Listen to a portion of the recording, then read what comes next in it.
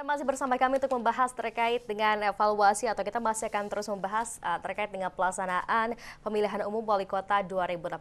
Masih bersama dengan dua narasumber kita pada pagi hari ini, yaitu adalah Bapak Iwan Hermawan. Beliau adalah tim pemenangan dari pasangan Oded dan Yana, dan juga ada Bapak Asep Waran Yusuf. Beliau adalah pengamat politik. Sebelum kita membahas terkait dengan tema perbincangan kita pada pagi hari ini, ada satu tayangan untuk Anda masih terkait dengan Pilwakot Bandung 2018.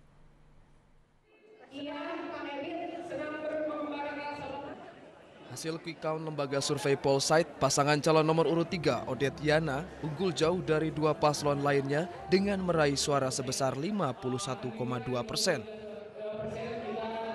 Sementara paslon lainnya Nurul Khairul mendapatkan 22,8% dan pasangan Yosi Aris 25,9% suara warga Bandung.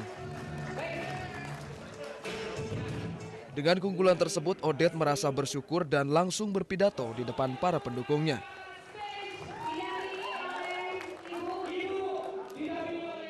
Di sela pidato, dirinya menangis dan sujud syukur atas kemenangan signifikan ini yang diraih oleh pasangan nomor urut 3. Punya konsep bagaimana kita membangun silaturahim ya, baik vertikal, horizontal, bawah.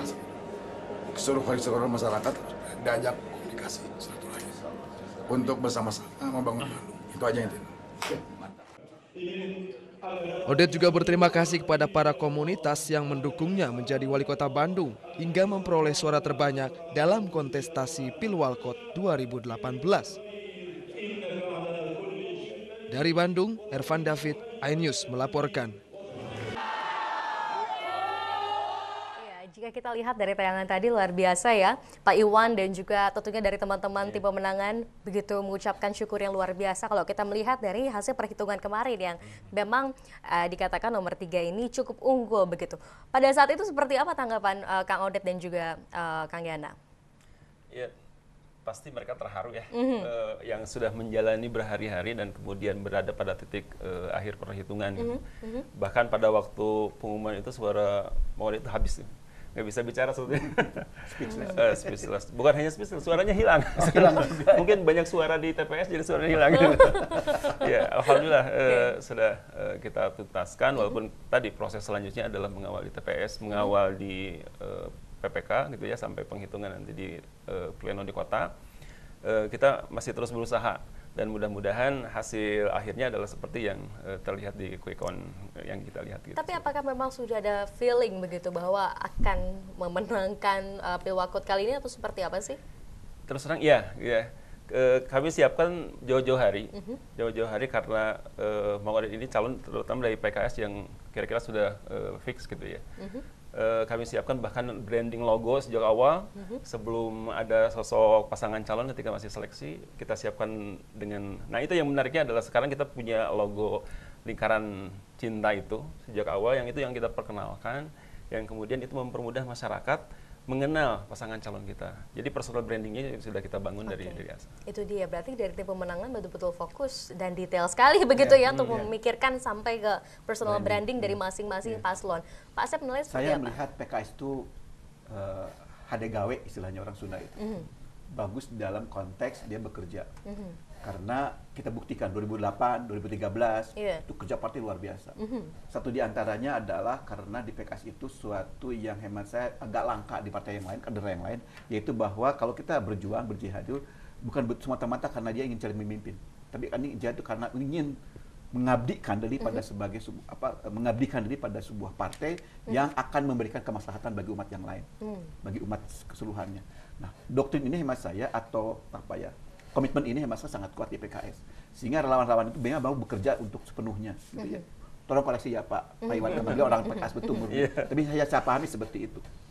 Nah, oleh karena itu dengan hadegawe tadi, hemat saya itu suatu modal besar. Jadi ada komitmen, ada kinerja dan akseptabilitas. Itu ada pada kerjanya PKS. Mengapa mereka jadi lebih kuat begitu ya di masyarakat. Yang kedua, cara mereka itu tidak hanya sekedar konvensional, menggunakan bahasa, menggunakan poster, tapi dengan bahasa sentuhan ke pasangan itu sangat yakin. Jadi cara meyakinkan itu bukan hanya dengan cara ini figur yang bagus, ini yang hebat, ini programnya ini gitu. Tidak. Tapi melihatnya adalah ini sebuah peluang, sebuah kerja untuk adanya perubahan. Gitu. Jadi siapa yang bisa mengubah, nah dia jelaskan. Kira-kira itu yang cara mereka pendekatannya sangat personal betul gitu ya, tidak melalui ini. Nah mudah-mudahan yang ketiga foto logistik, mudah-mudahan ini juga menjadi salah satu cara mereka untuk bisa memenangkan sebuah pertarungan, sebuah kompetisi begitu.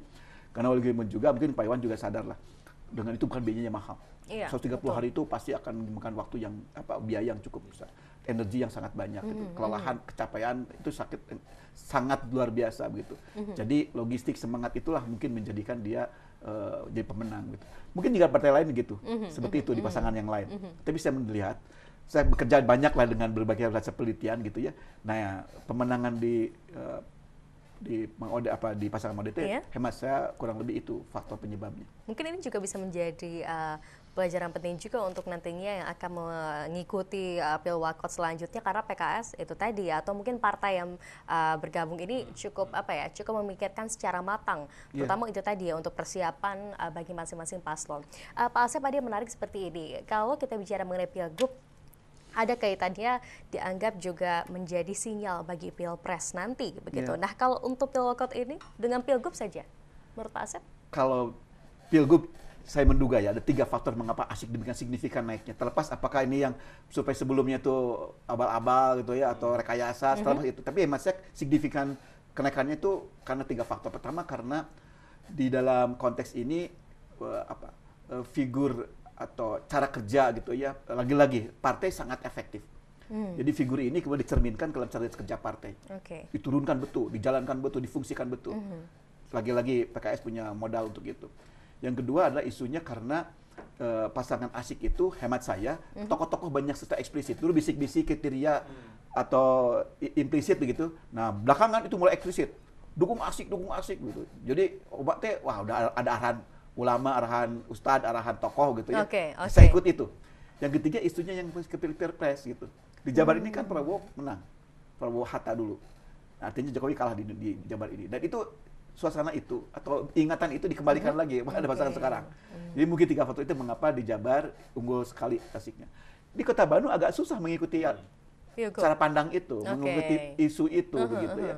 Tapi lagi-lagi lah, PKS lagi bukan persoalan melanjutkan juara dalam arti hanya melanjutkan, tapi mungkin juga ada banyak terobosan-terobosan baru yang mungkin yang sebelumnya belum ada. Kalau kita baca dari visi misi programnya ketiga pasangan, memang yang punya model lebih jelas.